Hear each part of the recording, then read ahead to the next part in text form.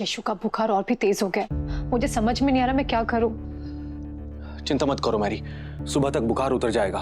तुम उसके पास बैठो, मैं औषधि लेकर आता हूं।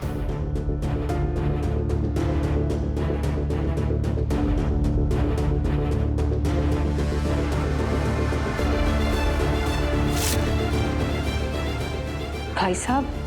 भाई, मैं आज भाई और पिता दोनों ही रिश्तों में असफल हो गया। भाई, मेरे बेटे ने यशु के शरीर पर घाव दिया और मैंने अपने शब्दों से आपके मन पर घाव दिया। जो हो गया उसे तो मैं बदल नहीं सकता, पश्चाताप तो कर सकता हूँ ना भाई। अरे बस भाई साहब। भाई बस करो भाई। क्या कर रहे हैं आप? बस मेरी बात सुनो भाई। मत रोकिए मुझे भाई, संभालो अपने आप को। भाई साहब रुक जाइए भाई साहब। मेरे मन में तुम्हारे लिए कोई नाराजगी नहीं। बस करो भाई।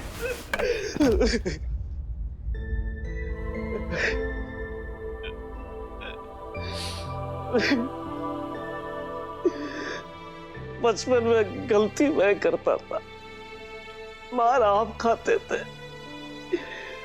पाठशाला में चुपके मेरा सारा गृह कार्य आप करवाते थे।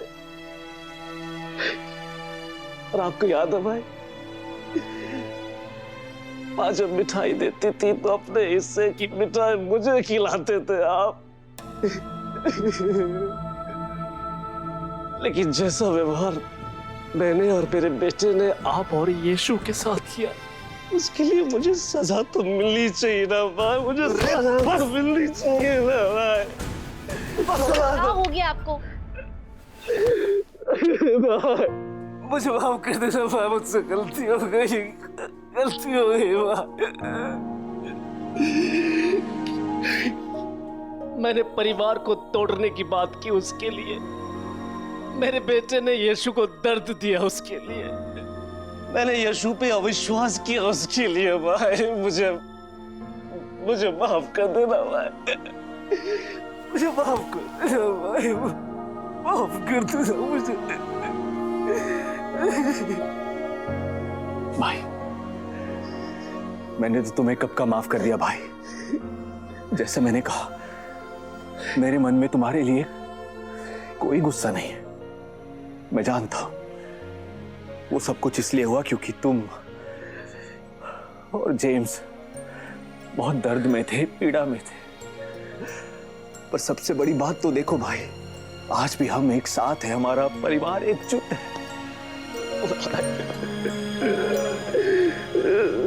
ताई जी जल्दी से आइए ना, यीशु भैया की तबीयत खराब हो रही है, जल्दी आइए।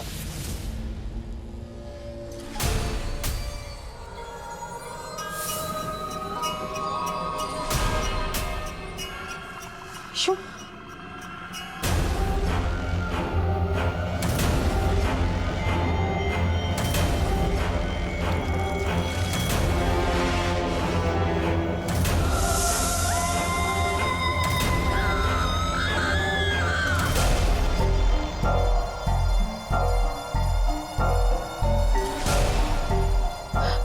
इसका बुखार तो और भी बढ़ गया है। यशु, भाई, तुम बच्चों को लेकर बाहर जाओ। हाँ भाई। मैरी, मैं काढ़ा लेकर आता हूं। हाँ ठीक हो जाएगा, तुम ठीक हो जाओगे, कुछ नहीं होगा तुम्हें, मैं हूं ना।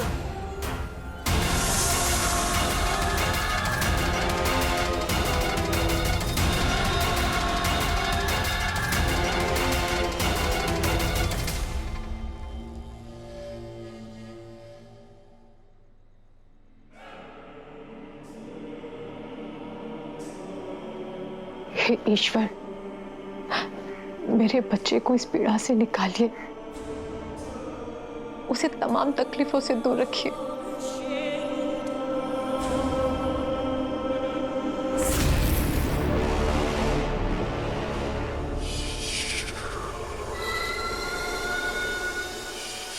मेरी आवाज तो तुम्हें सुनाई दे रही है ना यीशु? हाँ?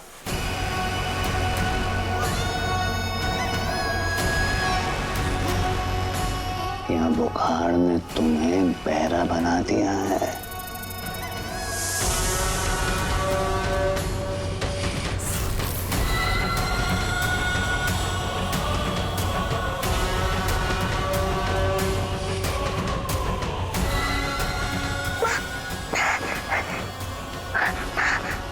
ना, घबराओ मत यीशु। तुम्हारी माँ तो क्या, तुम्हारे अलावा ना तो कोई मुझे सुन सकता है ना देख सकता है।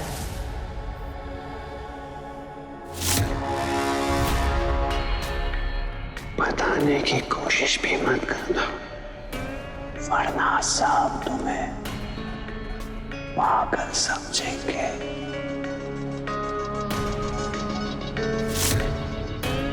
इसलिए किसी को कुछ भी बताने का कोई फायदा नहीं।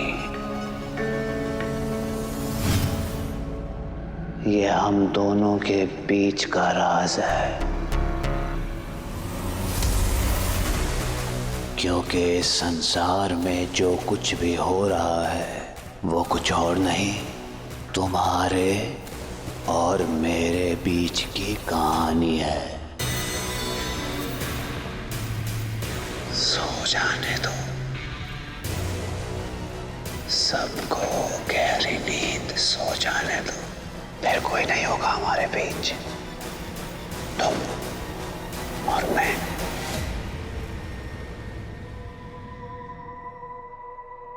अकेले में मिलने का आनंद ही कुछ और होता है।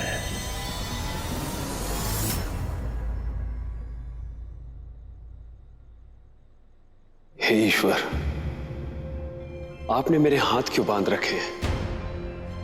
मैं सीधे तौर पर यीशु की यात्रा में सहयोगी क्यों नहीं बन सकता? जब शैतान अपने सारे नियमों को तोड़कर यीशु को कष्ट पहुंचा रहा है, तो आप कुछ कर क्यों नहीं रहे हैं प्रभु? भला अपनी संतान को इस तरीके से प्रताड़ित होते हुए आप कैसे देख सकते हैं प्रभु? हे ईश्वर, मैं यीशु को इतनी पीड़ा में नहीं देख सकती। आप अपनी संतान को इस पीड़ा से निकालिए। वे मुझे पीड़ा नहीं दे रहे, परम पिता कष्ट नहीं देते, वे मुझे बस तैयार कर रहे हैं।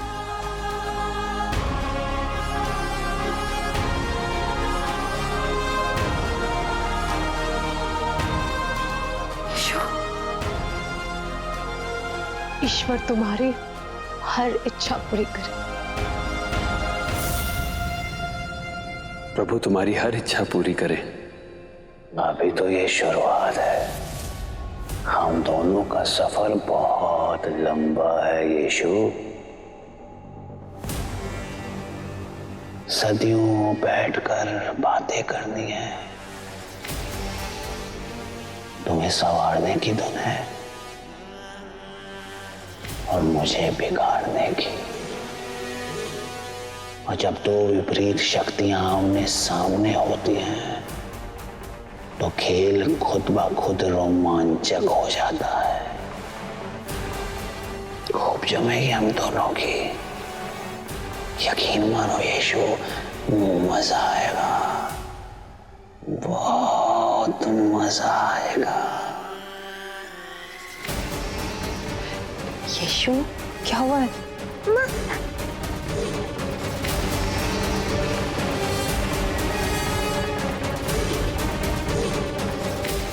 कोई नहीं है, तुम अपने घर में ही हो। जल्दी ठीक हो जाओगे, मैं हूं ना तुम्हारे पास। कोई नहीं देख सकता, सिर्फ तुम और मैं, यीशु।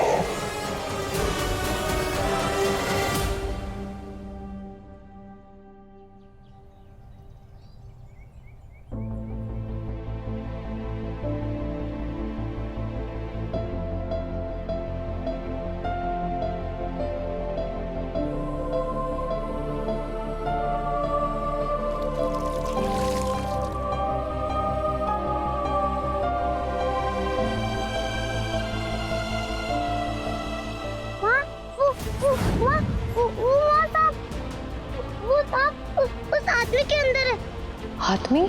कहाँ है? वो वहाँ।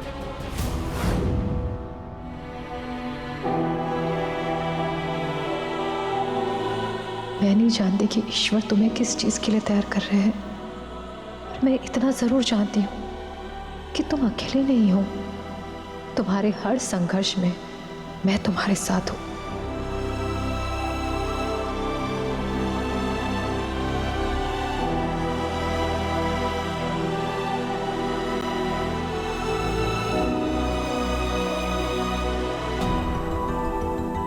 अच्छा हुआ आप आ गए, मुझे आपसे एक जरूरी बात करनी है।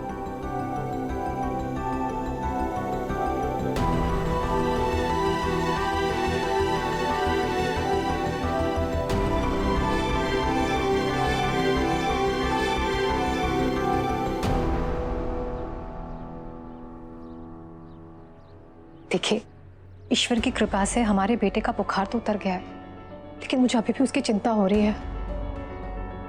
मैं तुम्हारी चिंता समझ सकता हूं मैरी। जब से यीशु ने उस आदमी के बारे में बताया है जिसे उसने जंगल में देखा था, तब से मेरे मन में भी वही बात चल रही है। ईश्वर की संतान है हमारा पुत्र। उसने अगर कुछ देखा होगा तो वो सिर्फ एक भ्रम नहीं हो सकता। आपने तो मेरे मन की बात पढ़ ली। मुझे तो लगता है यीशु का अचानक बीमार पड़ने का कारण भी वही है। मुझे बहुत बार ऐसा लगा कि यीशु ने जो देखा, जो महसूस किया, वो मुझे बताने की कोशिश कर रहा है, लेकिन खुलकर बोल नहीं पा रहा है। तुम कहो तो मैं बात करूं उससे? नहीं, मुझे लगता है कि हमें यीशु को थोड़ा वक्त देना चाहिए ताकि इस बारे में वो हमसे बात करने के लिए खुद को तैयार कर सके। ठीक कह रही हो तुम। अच्छा सुनो, सारी रात तुम यीशु के पास बैठी रही हो। अब जाकर खुद भी सोने की कोशिश करो, तब तक मैं बैठ जाता हूं उसके पास। नहीं, अब मुझे नींद भी नहीं आएगी और थोड़ी देर में सारे बच्चे जाग भी जाएंगे। मैं तो सोच रही थी कि मैं सैर करके आती हूँ। प्रकृति के जितने पास रहूंगी उतना ही मन को अच्छा भी लगेगा और ऊर्जा भी मिलेगी। क्या मैं भी आपके साथ सैर पर चल सकता हूँ माँ? यीशु,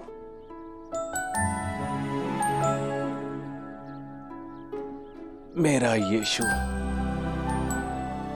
पिताजी, आपने मेरे लिए काढ़ा बनाया और माँ ने सारी रात बैठकर मेरे सर पर पट्टियां रखी, इसलिए मेरा बुखार डरकर भाग गया। अब तो मैं माँ के साथ सैर पर जा सकता हूँ ना?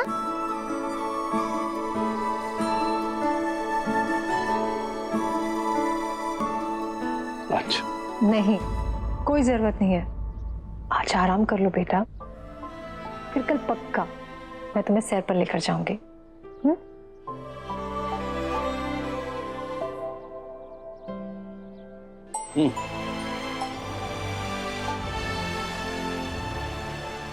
अगर यीशु तुम्हारे साथ जाना चाहता है तो ले जाना उसे।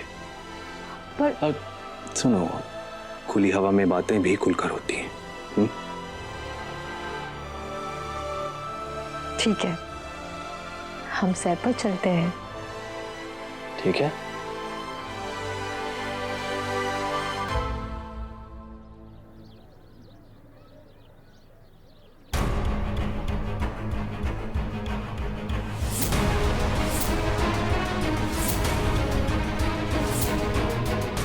हे ईश्वर, मेरे बच्चे को शक्ति दीजिए ताकि वो मुझे खुलकर बता सके कि कौन सी बात उसे परेशान कर रही है। ईश्वर भले ही किसी की बात सुने ना सुने, पर शैतान सबकी बात जरूर सुनता है। और अफसोस से कहना पड़ रहा है माता मैरी कि यीशु के सर से शैतान का भूत इतनी आसानी से उतरने दूंगा नहीं मैं।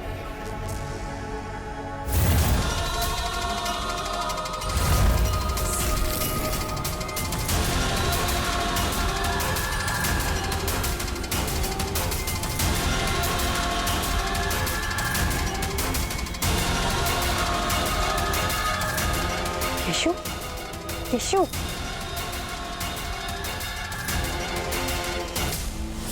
ये काले धुएं जैसा क्या है?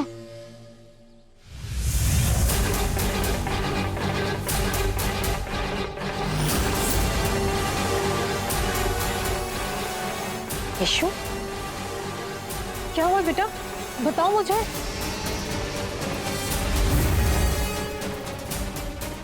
देखो, तुम्हारे मन में जरूर कोई बात है जो तुम मुझे बताना चाहते हो, है ना? बोलो बोलो बोलो बेटा। यशो, मौका हाथ से जाने मत दो। बता दो अपनी माँ को, कल रात हमारी मुलाकात कितनी दिलचस्प हुई थी। बेटा देखो, डरो मत, बिल्कुल डरो मत। मैं हूं ना तुम्हारे पास, कुछ नहीं होगा। बताओ मुझे। वो मुझे बताने की कोशिश भी मत करना, वरना सब तुम्हें पागल समझेंगे। बताओ बताओ। इसलिए किसी को कुछ भी बताने का कोई फायदा नहीं। ये हम दोनों के बीच का राज है।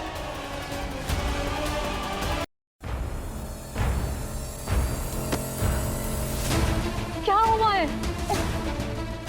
माँ, मुझे क्या? बता बता। हाँ हाँ हाँ। मुझे क्या? घर जाना, घर जाना।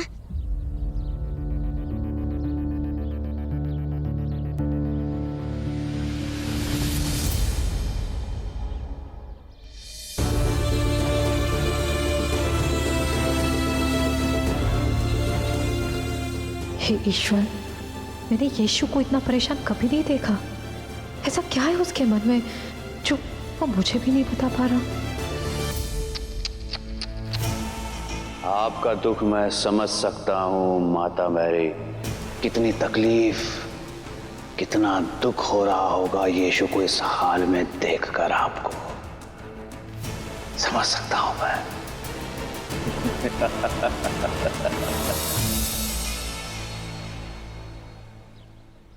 क्या हुआ शैतान? तुम्हारे ठहाकों पर विराम क्यों लग गया? हंसो, जितना हंसना चाहते हो हंसो, लेकिन एक बात मत भूलना, जब कोयला तपता है तो जलकर राख हो जाता है, लेकिन जब सोना तपता है तो जलकर और भी निखर जाता है। तुम्हें क्या लगता है कि तुम यीशु को यातना दोगे, उसे परेशान करोगे और वो टूट जाएगा? नहीं शैतान, यीशु वो खरा सोना है जो तुम्हारी यातना से और भी मजबूत होगा और भी निखरेगा। यह तो समय बताएगा देवदूत, कौन किसको समझने में भूल कर रहा है। तुम देखना देवदूत, मैं यीशु के आसपास के हर एक शख्स को शैतान की शक्ति से प्रभावित करके उसे एकदम अकेला कर दूंगा। मैंने तुमसे कहा ना शैतान, तुम यीशु को आंकने की भूल कर रहे हो, और उससे भी बड़ी बात, तुम्हें एक मां की ताकत का अंदाजा नहीं है। एक मां की हर सांस में अपने बच्चे के लिए प्रार्थना होती है, लेकिन जब बात बच्चे की सुरक्षा की हो तो वही मां ईश्वर से भी लड़ जाती है।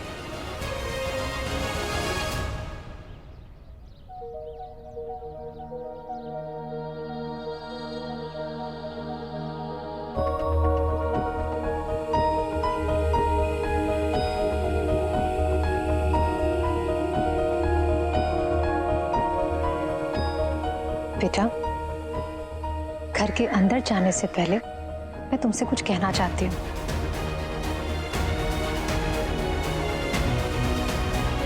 घर के अंदर जाने से पहले मैं तुमसे कुछ कहना चाहती हूँ। आओ, बैठो यहाँ।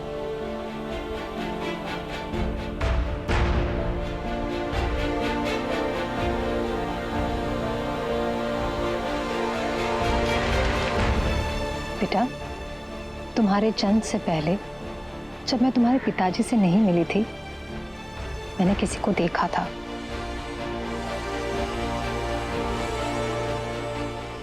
वो कौन थे माँ? पहली बार तो मैं भी नहीं जानती थी कि वे कौन थे, मैं अकेली बैठी हुई प्रार्थना कर रही थी, तभी अचानक हमारे कमरे में तेज रोशनी के साथ कोई प्रकट हुआ। पहले तो मैं भी डर गई, बहुत डर गई, लेकिन बाद में मुझे पता चला कि खुद ईश्वर ने उन्हें मेरे पास भेजा है। बेटा, वे देवदूत थे। कई बार ऐसा होता है कि हम खुद ही नहीं समझ पाते कि अपने अनुभव को हम कैसे व्यक्त करें।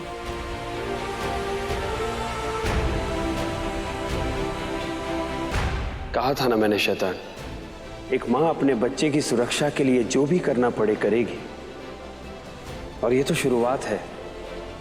तुम देखना, एक मां की शक्ति को देखकर तुम अचंभित हो जाओगे।